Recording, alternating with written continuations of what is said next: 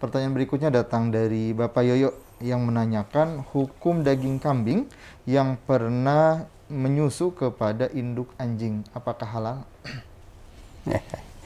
Ya, sebelumnya pernah ada pertanyaan manusia yang nyusu gitu kan. Nah, itu apakah jadi mahram ya? Nah, itu tentu ada kadar susuannya Kadar itu susuan. ya Maksud. sampai mengenyangkan dan sampai menumbuhkan daging dan urat dan lain-lain. Kalau hanya satu dua tidak itu kan. Nah, ini apalagi kambing Kambing nyusu ke anjing kan anjing. begitu. Nah, secara biologis tentu perlu dicek apakah berpengaruh tuh tumbuhnya daging kambing itu dengan Sekali air kecupan. susunya anjing ya kan, atau seperti minum-minum yang lain saja ya. Ya, tapi zahirnya ya makanan minuman kambing itu kan sudah jelas makanan-makanan yang umum kan, rumput atau yang lain ya kan. Kalau itu kejadian itu kan sesuatu yang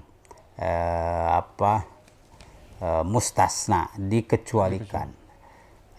Ulama menyebutkan ya sesuatu yang yustasna itu kan la yu'taddu bihi, tidak dianggap begitu kan. Itu kan kharij lil ada, nggak kebiasaan begitu. Takut Jadi kambingnya gitu.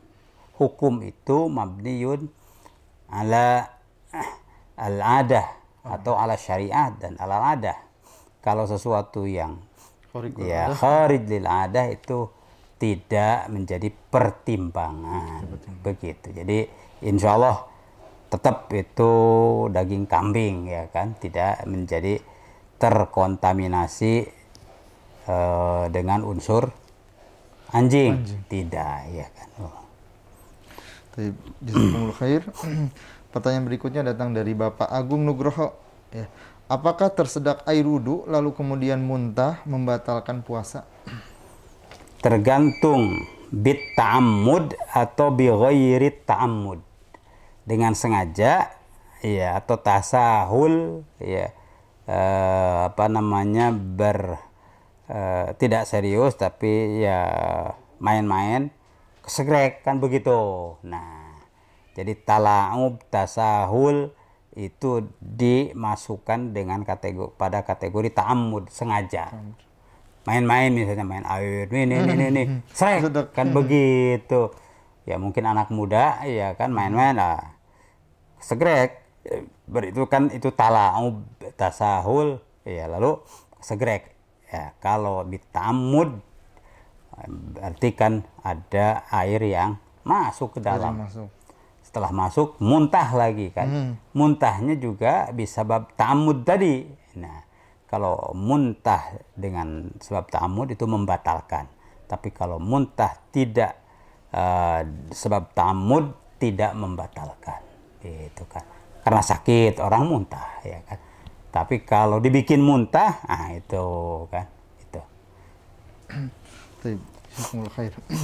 Pertanyaan berikutnya datang dari Bapak Panji yang menanyakan, saya pernah melihat video yang kurang baik di HP saya, di akun saya. Nah, setelah itu ada bisikan was-was. Saya pokoknya kalau megang HP itu dianggap najis. Ya.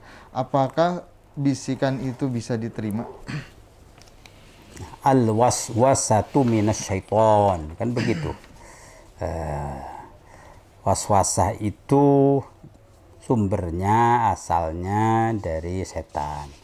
Karena setan itu kan alladzi waswisu fi sudurin nas. Nah, oleh karenanya jangan pernah memposisikan di wilayah yang rawan sehingga menjadi santapan atau objek godaan setan. Kalau ada sedikit muncul was-was maka segera diusir. Ya. Khudh ma tayaqqan, ambillah yang yakin. Jadi kok ini bagaimana ini? Maka ya Makanya ada dalam hadis da'ma yaribuk ila ma la yaribuk. Iya. Lepaskan, tinggalkan apa yang ya meragukan, termasuk was-was tadi, dan ambil yakini apa yang mantap, kan begitu. Itu dalam rangka menolak waswasati syaitan. Ya, justru jangan diperturutkan, malah kalau sedih ini ya itu salah, malah terlalu jauh ya. Itu jadi dihindarkan dan ditolak. Jangan dianggap begitu. Wallahualam. Baik, jazakumullah khair.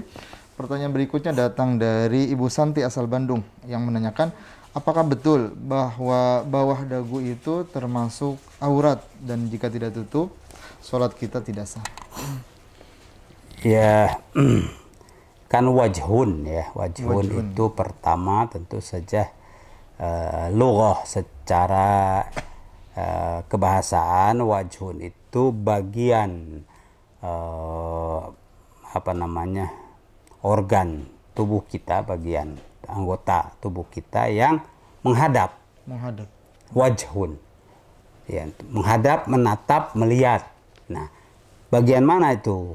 Itu tentu, atau kalau orang melihat seseorang itu, oh ini fulana, oh itu fulan. Nah, kan membedakan fulanah dengan fulanah B karena melihat wajhun. Nah, ketika plak itu wajah, maka mayuwajahu bihi, apa yang dilihat ketika dia melihat apa. Nah, itulah wajhun dari sisi bahasa. Lalu dari sisi isti'mal am, penggunaan umum ya, yang disebut wajah itu tentu saja ya apa yang dilihat itu, tidak sampai ke bawah-bawah kan, apalagi ke belakang. Ya, di bawah dagu apakah termasuk wajah? Nah, tentu secara umum tidak, ya kan. Nah, itu zakon disebutnya, ya kan. Nah, itu para ulama menyebutnya di bawah zakon, yaitu tidak termasuk wajah. Nah, ini kaitannya dengan sholat kan. Kalau wajah itu kan harus nempel kan begitu ya, harus nempel. Ketika umroh itu harus dibuka, kalau tidak dibuka itu kan kena dam kan begitu ya. Nah, ini tentu bagian sini ini sulit juga nempelnya, bagaimana kan ya, karena wajah itu ya harus terbuka ketika sujud ya, dan dia nempel ke situ kan. Nah, jadi itu pengertian wajah ya. Apa yang memang itu dipahami secara bahasa, secara isti'mal, dan secara hukum juga ya, itulah wajah ya. Jadi kita tidak mencari-cari yang sulit sampai ke sini-sini wajah ya, tidaklah begitu kan. Akhirnya kalau ini harus ditutup, kalau tidak maka menjadi batal ya. Itulah pengertian yang dijelaskan oleh jumhur ulama atau mayoritas ulama mengenai batas-batas aurat itu, wajah itu ya sekitar itu saja kan begitu, tidak ke bawah-bawah sini. Wallahu a'lam. Jazakumullah khair. Alhamdulillah pemirsa yang berbahagia, pertanyaan-pertanyaan terkait ibadah telah dijawab oleh Syekhuna. Untuk itu kita break terlebih dahulu untuk dilanjutkan. Assalamualaikum warahmatullahi wabarakatuh.